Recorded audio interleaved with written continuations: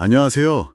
오늘 저희가 함께 깊이 이야기 나눠볼 주제는 바로 학생들의 다양성 이해입니다. 당신께서 공유해 주신 한국교육학술정보원 자료, 그 새내기 교사 연수 자료를 봤는데요.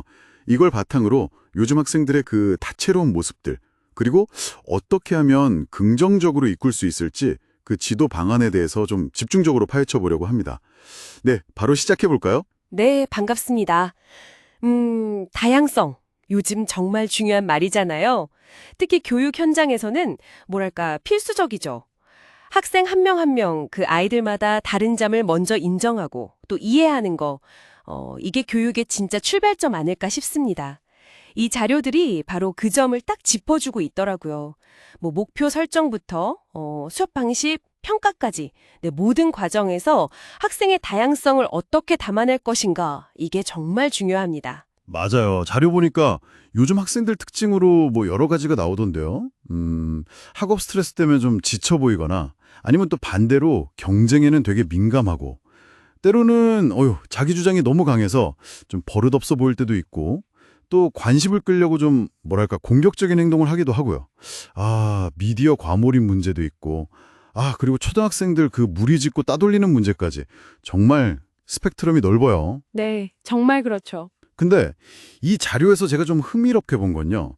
이런 다양한 모습들이 그냥 따로따로가 아니라 어쩌면 서로 연결되어 있을 수도 있다. 뭐 이런 뉘앙스였어요. 예를 들면 아이가 무기력해 보이는데 동시에 경쟁심은 또 엄청 강하다. 이건 좀 어떻게 봐야 할까요? 네. 정확하게 보셨어요. 그 자료가 딱 그 점을 시사하는 것 같아요. 그러니까 겉으로는 좀 상반돼 보이는 행동들이 사실은 어쩌면 그 과도한 학업 스트레스나 경쟁 압박, 이런 같은 뿌리에서 나올 수 있다는 거죠. 스트레스가 너무 심하면 아예 그냥 몰라 하고 무기력하게 포기해버리거나 아니면 반대로 어떻게든 이 경쟁에서 살아남으려고 더 막 예민하게 구는 그런 방식으로 나타날 수 있다는 거거든요. 그렇군요. 그래서 겉으로 보이는 행동, 그것만 볼 게 아니라 그 뒤에 숨겨진 배경, 이걸 이해하는 게 정말 중요하다는 겁니다. 환경적으로도 그렇죠. 한부모 가정, 조부모 가정, 또 다문화 가정, 정말 다양한 배경의 아이들이 한 교실에 있잖아요. 네네. 학습적으로도 마찬가지고요. 뭐 지능, 생각하는 방식, 또 선호하는 학습 스타일, 그 외에 시각적인 거 좋아하는 친구, 언어적인 거, 활동적인 거, 다 다르다는 걸 인정해야 돼요. 모든 학생에게 똑같은 결과를 기대하는 건 어쩌면 교사의 욕심일 수 있다. 이 점을 자료는 분명히 이야기하고 있습니다. 그렇군요. 단순히 다양하니까 존중합시다 이게 아니라 왜 다양한지 그 구체적인 배경까지 이해하는 게 중요하다는 거네요. 그럼 교사가 이런 학생들의 다양성을 존중해야 하는 근본적인 이유? 이 자료들은 뭐라고 설명하나요? 뭐 의무감이나 시대적 요구 이런 거 말고 좀 더 네. 크게 두 가지로 이야기하는데요. 첫째는 당연히 교육자로서의 기본적인 책무라는 점. 이건 뭐 당연하고요. 근데 둘째로 중요한 게 이게 단순히 그냥 윤리적인 문제가 아니라는 거예요. 바로 교육 효과랑 직결된다는 거죠. 교육 효과요? 네, 자료에 따르면요. 학생 개개인의 특성을 존중하고 그에 맞게 다가가잖아요. 그러면 학급 전체의 분위기가 좋아진대요. 긍정적으로. 그리고 그게 결국에는 모든 학생들의 학습 동기나 성과 향상으로 이어질 가능성이 크다는 거죠. 그러니까 다양성을 존중하는 게 더 나은 교육을 위한 아주 실질적인 전략이 될 수도 있다는 거예요.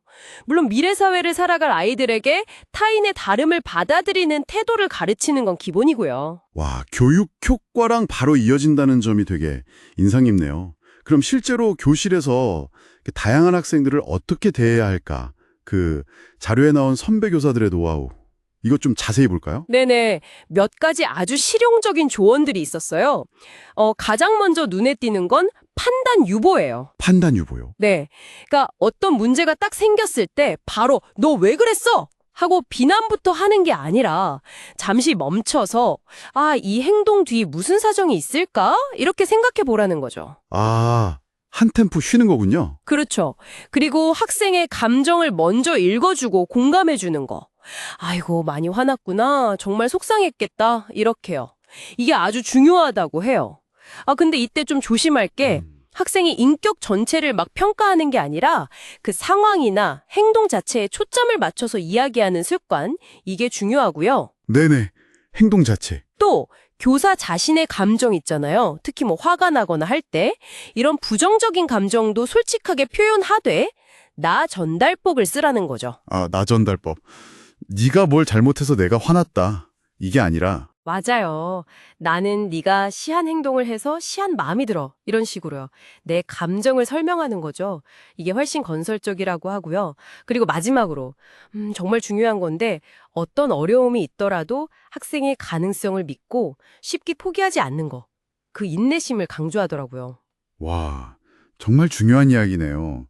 근데 그렇게 긍정적인 접근법을 이야기하면서도 또 한편으로는 교사가 절대, 네버 해서는 안 되는 말들도 딱 정리해놨더라고요. 듣기만 해도 막 상처가 될 것 같은 말들이요. 아, 맞아요. 그거 정말 중요하게 다루고 있었어요. 예를 들어 이 싸가지 없는 놈아. 이런 직접적인 욕설. 이건 뭐 당연히 안 되고요. 근데 그 외에도 너 커서 뭐가 되려고 그러니? 이렇게 아이 미래 전체를 막 부정적으로 단정짓는 말 있잖아요. 아, 너무 상처겠는데요. 그렇죠. 또 넌 왜 그 모양이니? 이런 식으로 인격을 그냥 무시해버리는 말. 심지어 너네 부모님이 그렇게 가르치셨니? 이렇게 가족까지 들먹이는 말. 이런 건 정말 아이한테 엄청난 열등감이나 죄책감을 줄 수 있고 관계 회복을 거의 불가능하게 만든다고 아주 강력하게 경고하고 있어요. 네, 듣기만 해도 좀 그렇네요. 네. 결국 이 자료들이 쭉 이야기하는 핵심은 뭐랄까, 학생들을 대하는 어떤 기술적인 측면 이전에 학생 한 명 한 명을 그냥 온전한 인격체로 바라보는 교사의 그 태도, 그 철학인 것 같아요. 네, 맞습니다. 학생이 변할 수 있다고 믿어주고, 또 자주 웃어주고, 이름 불러주고, 칭찬해주고, 그리고 특히 비판이나 충고하기 전에 먼저 그 아이의 아픔에 공감해주는 것. 이게 기본이라는 거겠죠. 정확합니다. 바로 그거예요. 그게 핵심입니다. 그리고 이런 태도는요, 사실 학생뿐만 아니라 교사 자신도 성장시키는 힘이 되거든요.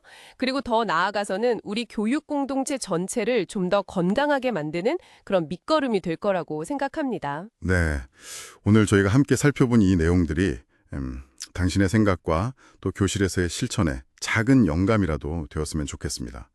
마지막으로 당신께 이런 질문을 한번 던져보고 싶네요. 이 자료들이 강조하는 것처럼 학생 개개인의 그 빛나는 다양성을 존중하는 것, 이거 정말 중요하잖아요. 그런데 동시에 학급이라는 그 공동체의 질서도 지켜야 하고 또 공동의 학습 목표도 달성해야 하고요. 이 두 가지를 어떻게 조화롭게 추구해 나갈 수 있을까요? 오늘 저희가 나눈 이야기들이 이 어렵지만 중요한 균형점을 찾아가는데 어떤 실마리를 줄 수 있을지 한번 깊이 생각해 보시는 건 어떨까요?